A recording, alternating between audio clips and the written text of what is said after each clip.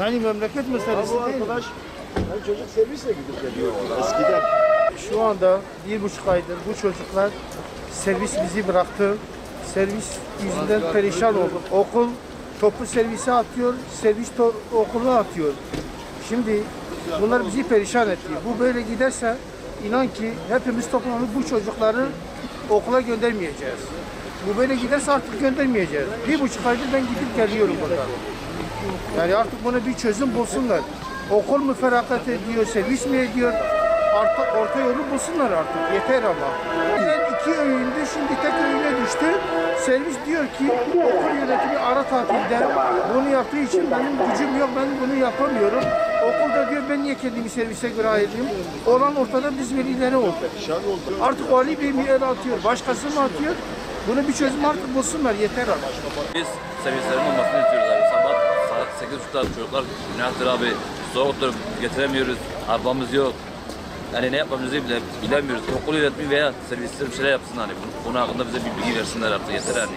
Servis yok abi. Biz hani bunun hakkında bize bilgi versinler artık, yeter hani. Her gün getiremiyoruz hani, arabamız olmadığı için bazen motorla getiriyorum, çocuk hastadır, ne bileyim. Bu soğukta bu hani görüyorsunuz ne kadar soğuk olduğunu. Eskiden servis vardı, şu an hani bu şeyden dolayı iptal olmuş herhalde. Saatler uyuşmazlığından dolayı bunlar diyor servis iptal olmuş. Biz bunun için yapmamızı istiyorlar. Bize de toplantı yapmadım. İstesen milletime gidelim. Kendi aralarında demişler milletim demiş kabul etmiyoruz. Bunun için şey yapmasını istiyoruz. Milliyetim olsun veya servisler olsun veya okul yönetimi olsun bize yardımcı olsunlar.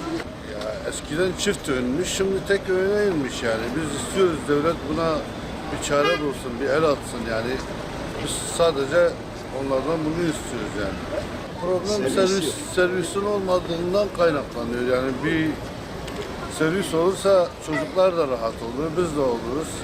Yani sizden bir ricamız, siz de yardımcı olursanız iyi olur.